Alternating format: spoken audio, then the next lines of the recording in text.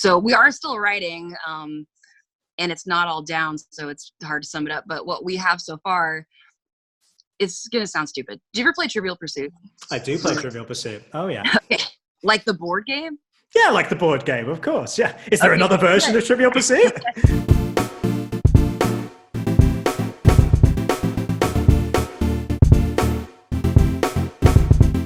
Hey guys, James Wilson-Taylor here for Roxanne with another of our video calls. We're catching up with everybody while we're stuck at home. I'm delighted from Evanescence. Amy's on the line now. How are you, Amy? Good, I'm good. How are you? Not too bad, not too bad. Surviving in this weird time we're in. I hope everything's good where you are. You keeping safe, keeping well? We're well. We were actually really sick right at the top of this thing, which was really freaky. But we got tested and we did not come back positive for coronavirus. So we just had to be sick with some other mystery virus for the first couple of weeks, which was depressing and weird. But now we're good. We've been good, healthy for a month, and just bored out of our minds making music, which, you know, that's kind of what starts it usually. So boredom feeds art. There you go. Yeah, there you go. I think, you're not alone in that. Everyone I've been speaking to has been like, well, we may as well use this time to make some music, right? Is that what you've been doing then, I take it?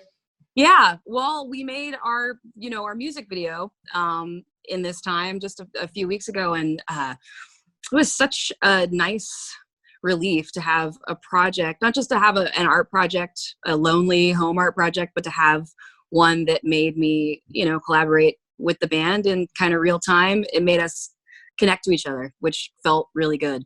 Yeah, I was going to ask you about that because I saw in the statement you guys put out when that came out, you were saying a lot of that was obviously shot remotely, but a lot of communicating through FaceTime. Were you all directing each other? How did it practically work putting that together?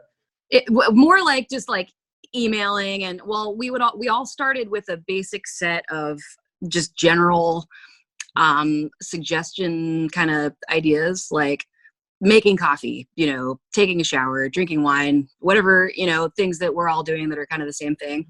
But then there was a lot of stuff that was really just natural. The main idea and the main point and the thing that we were trying to capture was just our real lives, not acting in the moment. So our spouses and boyfriends and whoever, just helped us by kind of trying to catch us when we weren't having our guard up and having all our makeup on and all those things, which was funny and also really sweet, because it just let it be a family project for everybody, which was even more helpful in that moment. Yeah, and then we just smashed each other's shots. So after that, it was like, oh, here's what I got. Look at this cool thing. When I put my phone on the piano, it made this neat reflection shot. And then, Troy tried to get a cool, similar looking thing. So the idea was to show like the link visually between us, even though we're far away. Yeah, it's nice as well when you say that it's kind of got that personal touch and getting your families involved and all your loved ones and everything as well, because I guess that's what everyone's like at the minute. No one's on show at the minute. I mean, look at my glamorous set behind me. I mean, come on, no one's on show. And I think it's quite beautiful, but there we are. But it's kind of nice for the fans as well to see that, everyone's in the same boat at this point. Everyone's kind of just getting on with life in that way. That's got to be a nice thing to be able to express and share with the fans like that. Totally. I've been enjoying that coming from different places where I don't usually see it too.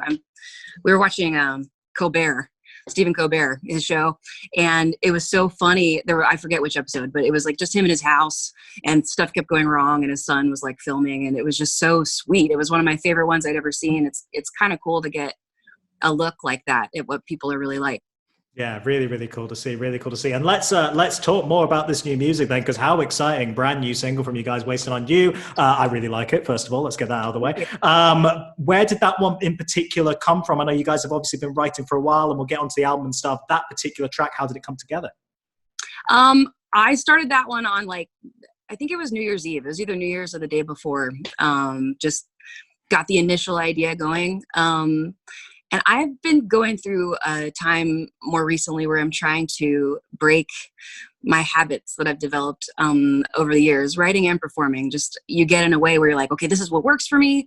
This is the formula. This is where I sit. This is what I do. And that kind of makes you gravitate towards the same things and makes everything kind of sound the same, which can be frustrating. And I have developed a habit of starting to kind of track at home to where it sounds pretty good early on before I have lyrics or a completed melody idea, even just like chord progressions and stuff. Just like I start recording because now, you know, we have the technology to make it sound pretty good at home. And that's cool. It's wonderful. But sometimes it's kind of a trap because then I start getting trapped by really liking something that I hear, and then it's harder to change it. And it's like, well, is this just because I've been listening to it too much? Or I don't know. It's just, you get too far down the rabbit hole of production sometimes. So with this particular song, I broke that habit. I was sitting out on my porch and just like singing to myself and had the melody first, which isn't normally what I do. And I didn't go and record it for 2 days. I just kept driving around in my car and sitting on the porch and singing it and changing it and writing all the words like to the chorus until I finally was like, okay, I have a killer chorus. I'm going to go put that down now. And then when I shared it with the band, we all came together like less than a month later and jammed it out together, and they made it what it really sounds like as far as all that cool power and rhythm and tempo and parts and riff. And I love the way that it turned out. I couldn't have done that by myself. And then we wrote the bridge together, which is my favorite part too. Oh, that's cool. Yeah. Bit of a mix in terms of writing styles then. That's kind of interesting. You're kind of breaking these habits and stuff. Going into the album, did you find you were trying to challenge yourself in that way as well? Breaking these habits? Yeah. It's been a few years now since our self-titled, came out in 2011. But that time I was kind of trying the same thing of like, okay, how do I break my old cycle? And we really, really, for the first time as a band, started actually just jamming in kind of a live setting with no tools, just our instruments, you know, me at the keyboard, the guys at the guitars, and jamming in a circle and having to come up with ideas on the spot, which was super uncomfortable for me at the time. And it led us to an album that was really more well suited to live and that we all really loved a lot because we made it thinking about playing it. So that we haven't done a ton when it comes to the history, you know, of me making music in this band. So we've done that again this time for some of the songs, but I want them all to kind of be different. Like I'm very comfortable in my kind of home bases, coming up with an idea sort of by myself or with one of the guys or maybe two, like in front of the piano and the Pro Tools and the keyboards. And we just sort of like jam out and make a demo. And then I start doing lyrics and stuff later. So we're now, I'm glad that we've done some change ups because now we're in a moment where we kind of have to work that way. So yeah. I'm sort of starting certain ideas by myself, and then we play postal service. We just have a folder online that everybody throws ideas into, and it's like, hey, check this out. And then somebody's like, ooh, I did this to it. It's like, you guys, this is way too high for me. We have to take it down a half step. And then it goes on and on from there until we can get together. So it happens all kinds of ways. You just got to let it flow. Yeah, it's nice that we've got technology in this strange time at very least, because you're not the first person I've spoken to where they're in the middle of writing an album while all this is going on. You've kind of got to find ways around it like that. Yeah, kind of crazy times. I read a while back, this is going a while back now, but when you were starting work on the album and you were kind of hinting at it with fans and stuff, I think the exact phrase was dark, heavy vibes. Is that where we're at musically now? Because it sounds like you're wanting to try lots and lots of different things in there. How's it kind of sounding as a whole, the record? It's hard to sum up. I don't think you could sum it up just by saying that. In our first sessions that we did where we were writing together, definitely we were focusing mostly on just raw and heavy because we just come off of synthesis and we were just dying to kind of document our sound as a group. Which is cool, and we needed it, and it's healthy, and it is a part of this album for sure. But it's going to be more of a full palette than just that. I think it's been a really long time since we put out a full new album, so it's important that we kind of do it all and use all of the parts that make up our sound, if that makes sense. So we are still writing, and it's not all down, so it's hard to sum it up. But what we have so far, it's going to sound stupid. Do you ever play Trivial Pursuit? I do play Trivial Pursuit. Oh, yeah. Okay. Like the board game? Yeah, like the board game, of course. Yeah. Is there another version of Trivial Pursuit? So when we were first talking about concepts. One of the things that I said that I wanted was you remember that, that circle, like it's like a pie. You got to collect the pieces. Yeah. Yeah. And so the colors are separated into like high contrast extremes. I don't know how much it'll really come true, but one of the things that we've been kind of aiming towards is taking the elements of what maybe are things that make up our sound and try to separate them and give each of them their own space. So some of the songs don't have strings and are fully rocking and heavy. And then some of the songs might be really an electronic zone, and something might be more on the orchestral side. But overall, definitely coming off what we just came off of, it's going to be a rock record.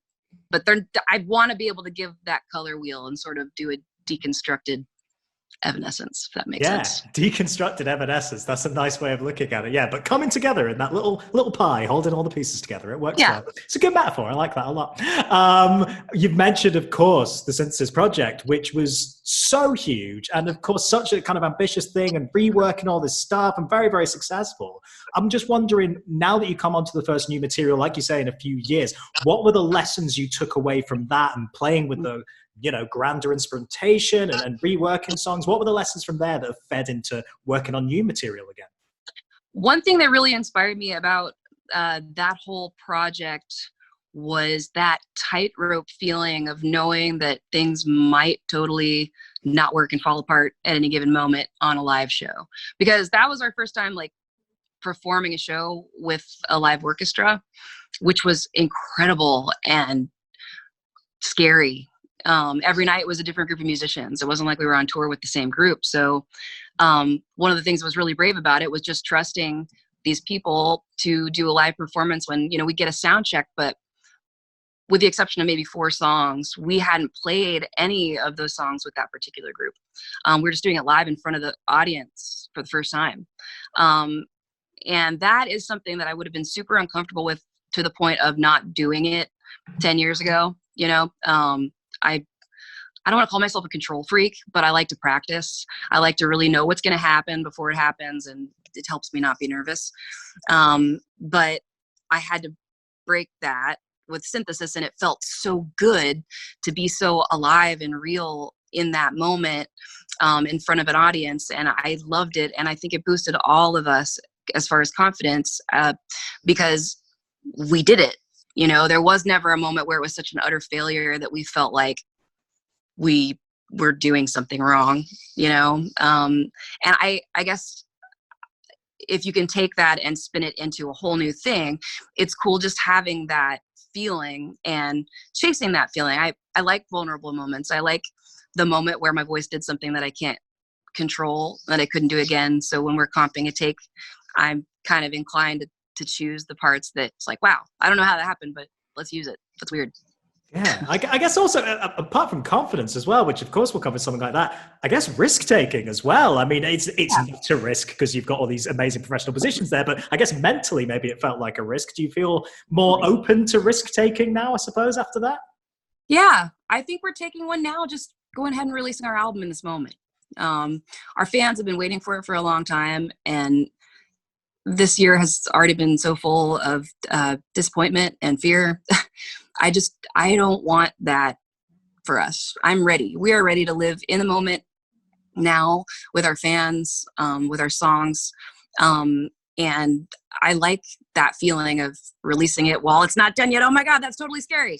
We already released a song. Like the train is going and we don't have all the songs yet, but I love it. It's beautiful because we're literally in this moment, like hearing the song with the fans at the same time and still are in the puppy love phase with it. We just finished writing it.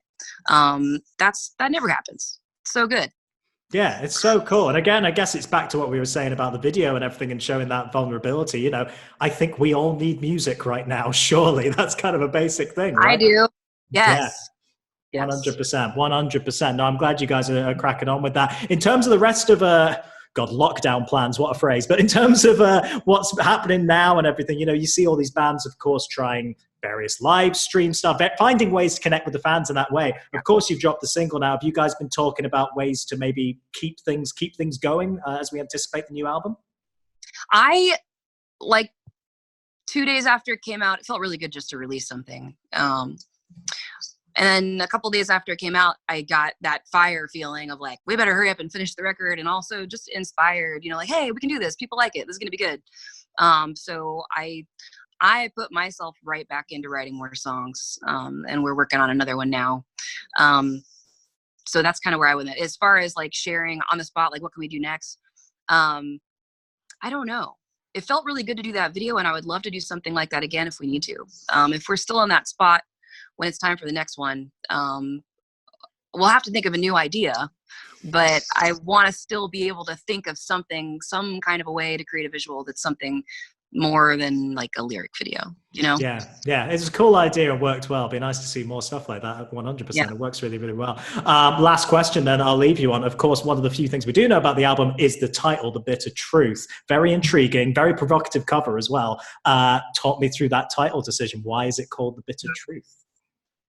Honestly, the name itself, as the lyrics have started to form, and just my feeling in this moment in general, there's a big theme of disillusionment for me. Just growing up and seeing that fairy tales aren't really real, and it's hard to be grown up. It really is, because somebody else isn't in charge. Like, we really have to be able to go make our own decisions, find out our own information, protect ourselves. People die. We're all going to. Like, there's no magic castle. So that sounds like a lot of doom and gloom when I say it, but there's a choice to accept that truth and live in it and embrace it and choose to live in the moment. And the choice to just give up. And there's a struggle there, but my choice is most definitely to take that pill. Wow. What an appropriate sentiment for now as well. I think very, very well said. Yeah, amazing stuff. Amy, it's a real pleasure chatting with you. We can't wait to see you in the UK when all this madness is over and for shows and all that stuff. Me too. And yeah, in the meantime, stay safe and love to the rest of the guys and everything. Thank you. You too. All right. Thanks so much, Amy, everybody.